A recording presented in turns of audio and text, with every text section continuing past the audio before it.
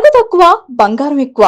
BNR golden diamonds, Vijayawada, Bengaluru, Vizag. దూరం నుంచి వచ్చి ఇక్కడికి తెలిసి తెలియని ఒక ప్రాంతం, అలాంటిది ఇక్కడ ఈదుకుంటూ వచ్చి ఈ రోజు ఒక కొరియోగ్రాఫర్ అయ్యారు అండ్ ఒక ఆర్టిస్ట్ కూడా అయిపోయారు. చివరికి చెప్పాలంటే చిన్న ఏజ్ లో ఇంత సక్సెస్ ఊరికే రాదు, కష్టపడితేనే వచ్చి ఉంటుంది. అందుకనే మా ఈ mister inspiration, it's a beautiful జర్నీకి పండునే ఇన్స్పిరేషన్.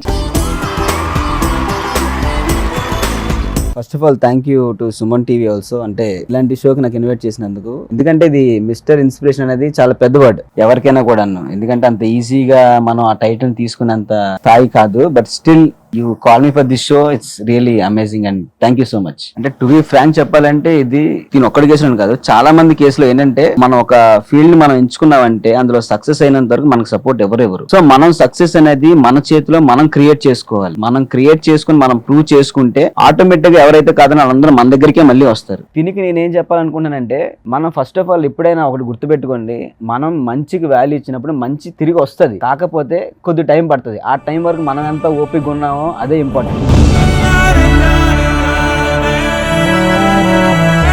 ఇప్పుడు నువ్వు కసిన్ కోసం ఎంత బాధపడ్డావో అందరూ చూసారు. అంటే అబ్బాయి యాక్సిడెంట్ చనిపోయాడు నాకు తెలుసు, అది నీ ఫ్రెండ్ అని నాకు తెలియదు. ఇన్ జనరల్ గా తిను ఇప్పటికీ తను గుర్తు పెట్టుకొని తన కోసం ఇంత బాధపడుతున్నానంటే డెఫినెట్ గా తనే నీకు ఏదో రూపంలో హెల్ప్ చేస్తానని నేను అనుకుంటున్నాను. నేను నీకు ఫుల్ ఫ్లెడ్జ్గా హెల్ప్ చేస్తానని చెప్పను, కానీ డెఫినెట్గా నీకంటూ ఒక ఫ్యామిలీ లేదని నువ్వు ఫీల్ అవుతున్నావు కాబట్టి ఒక అన్నగా తీసుకుంటావు, ఒక ఫ్రెండ్గా తీసుకుంటావు, ఏమైనా తీసుకో. నీకు నెలకి ఎంత తినడానికి ఎంత అవుతుందో నువ్వు నన్ను డైరెక్ట్ కాంటాక్ట్ అవ్వచ్చు. I will help you out.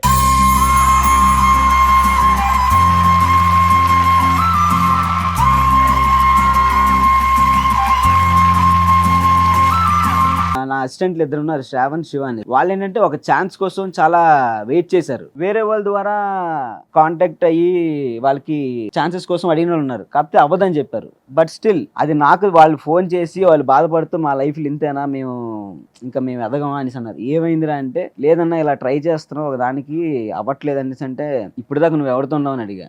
మీతోనే ఉంటున్నావు, నువ్వు అడగాల్సింది ఎవరిని? నన్ను. మరి నువ్వు నన్ను ఈ మాట నన్నే అడిగితే నేను ఏదో చేస్తాను కదా అన్న. వాళ్ళు నాకు షేర్ చేసుకున్నారు, నేను చెప్పాల్సిన వాళ్ళకి నేను షేర్ చేసుకున్నాను, చెప్పాను. వెంటనే నాకు కాల్ చేసిన ఒక 10 నిమిషాలకి వాళ్ళు రిటర్న్ కాల్ వెళ్ళి యు గాట్ సెలెక్టెడ్ అని వచ్చింది. బట్ స్టిల్ మీ నమ్మకాన్ని మీరు ఎప్పుడు ఇలాగే ఉంచుకోండి, డెఫినెట్గా మీరు అందరూ పైకి వస్తారు.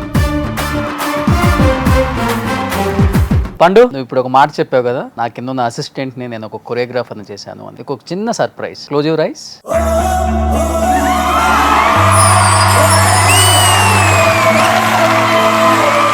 వీడున్న శ్రావణ్ ఇద్దరు నా కింద ఉండేవాళ్ళు. వీళ్ళే ఆ సక్సెస్ కోసం ఎంతో ఆరాటపడ్డారు. ఫస్ట్ ఆఫ్ ఆల్ నేనేమన్నానంటే, అరే వస్తుంది, టైం పడుతుంది, లేదా ఒక నిమిషంలో రావచ్చు, బట్ వెయిట్ చేయండి, మీకు అంటూ ఒక ఛాన్స్ ఉంది అని వెయిట్ చేయించి వీళ్ళు కొరియోగ్రాఫర్ అయ్యాక నేను డీల్ నుంచి బయటికి వెళ్ళా.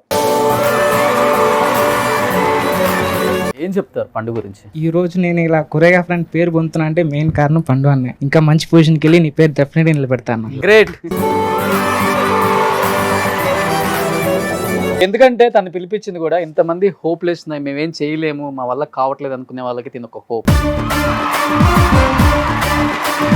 సో నక్లీస్ గోల్డ్ సాంగ్ అప్పుడు కూడా మనోడు నీ పక్కనే. అవును, అప్పుడే వీళ్ళిద్దరు తినున్నా శ్రావణ్ అనేసి. పండు, సో నక్లీస్ గోల్స్ ఎంత సక్సెస్ అయిందో అందరికి తెలుసు. సినిమాల సాంగ్స్ కన్నా కూడా డీలో మీరు పర్ఫార్మెన్స్ చేసిన సాంగ్ వేరే లెవెల్లో 100M అసలు దాటి వెళ్ళిపోయింది కూడా. బట్ అంత పెద్ద పేరు వచ్చిన తర్వాత కూడా సింగిల్ ఇంటర్వ్యూ కూడా ఎక్కడ ఇవ్వలేదు. ఎందుకు పండు? దానికి రీజన్ ఏంటంటే, ఇప్పుడు దాకా ఎక్కడ చెప్పలేదు, ఇప్పుడు చెప్తున్నాను. ఈ సాంగ్ సినిమాలో వచ్చినప్పుడు ఫస్ట్ హిట్ అవ్వలేదు అన్నారు, ఓకే ఫైన్. కాకపోతే మేము చేసిన తర్వాత సక్సెస్ వచ్చింది. రఘు కుంచ గారు హ్యాపీగా ఫీల్ అయ్యారు, దుర్గారావు చాలా హ్యాపీ అయ్యారు, నాకు ఫోన్ చేశారు, అందరూ హ్యాపీగా ఫీల్ అయ్యారు. ఈ లోపల కొన్ని వీడియోస్ నేను చూసా దుర్గారావుకి వెళ్ళినప్పుడు, ఈ సాంగ్ మీ వల్ల సక్సెస్ అయిందా, పండు వల్ల సక్సెస్ అయిందా, డైరెక్టర్ వల్ల సక్సెస్ అయిందా, లేకపోతే మ్యూజిక్ డైరెక్టర్ వల్ల సక్సెస్ అయిందా?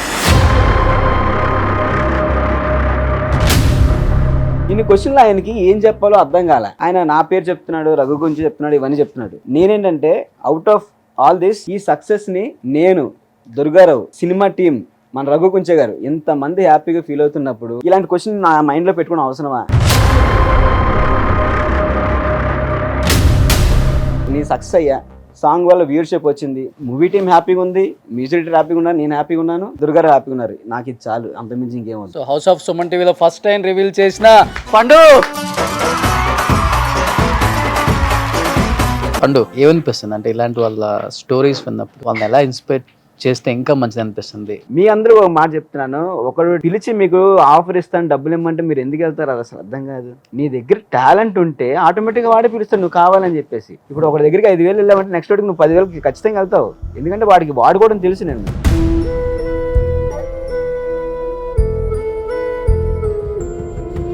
మైండ్ అనేది ఫ్రీగా ఉండి హెల్త్ అనేది కరెక్ట్గా ఉంటే మనం ఎక్కడికైనా ఒక లాంగ్ వే వెళ్ళొచ్చు. అది మాత్రం గుర్తుపెట్టుకోండి ఫస్ట్ ఆఫ్ ఆల్.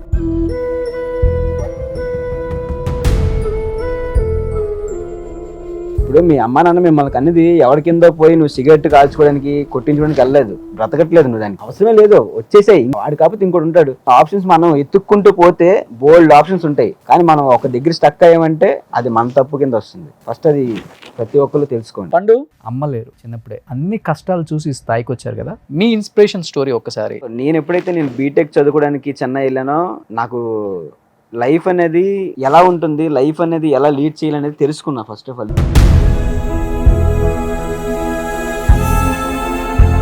ఒక్కసారి నేను ఇంట్లో నుంచి బయటకు వెళ్ళిన తర్వాత నా అవసరాల కోసం మా బాబాయ్కి డబ్బులు అడగాలి ఖచ్చితంగా. మా బాబాయ్కి 2 కూతుర్లు, ఆల్రెడీ 2 కూతుర్లు ఉంటే ఒక మనిషికి ఎంత బర్డెన్ ఉంటుంది, వాళ్ళ చదువు కానీ తర్వాత రేపు పొద్దున్న పెళ్లి కానీ ఎంత ఆలోచించాలి. సేవింగ్స్ అనేది లేదు, ఎందుకంటే వచ్చింది నాకు పెడతారు, మా చెల్లికి పెడతారు, మా చిన్న చెల్లికి పెడతారు, మా తమ్ముళ్ళు కూడా చూశారు మా బాబాయ్. నాకేంటంటే ఒకసారి డబ్బులు లేక ఏదో ఫ్రెండ్స్ ఇలానే పార్టీ అడిగితే ఏదో అక్కడ చిన్న దాంట్లో ఇవ్వడం, ఫ్రైడ్ రైస్లు గట్టా అందరికి కొనిపించడం, అలా అయిపోయి డబ్బులు అయిపోయినాయి. తర్వాత నాకేంటంటే సబ్బు కొనుక్కోవడం డబ్బు లేదు.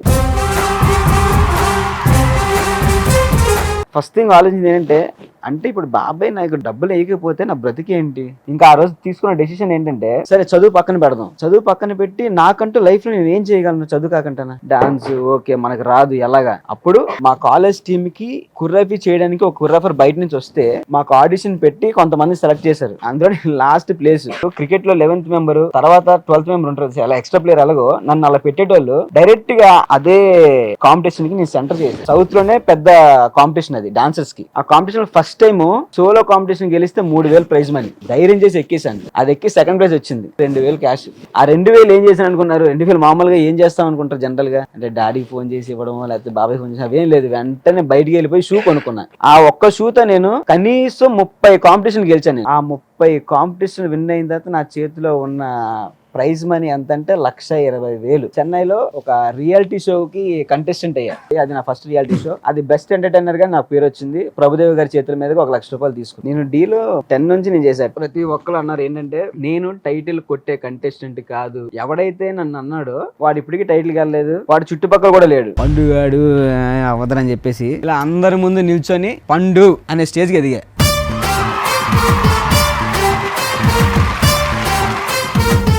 ఒక్కడికి మనం క్వశ్చన్ చేసే ముందు ఎప్పుడైనా కూడా 1 నిమిషం ఆలోచించుకోవాలి. ఒకడు మన గురించి ఆలోచిస్తున్నాడన్నా, ఒకడు మన గురించి పోస్టులు పెడుతున్నాడన్నా మనం అంత స్ట్రాంగ్ గా నవ్వుతాం. పండు, లాస్ట్ అండ్ ఫైనల్ గా ఈ రోజు నువ్వు మిస్టర్ ఇన్స్పిరేషన్ ఇంతమందికి కాబట్టి, ఈ ఇన్స్పిరేషన్ కి ఇన్స్పిరేషన్ ఎవరు అసలు? సింపుల్ గా చెప్పాలంటే నా సిచ్యువేషన్సే నాకు ఇన్స్పిరేషన్.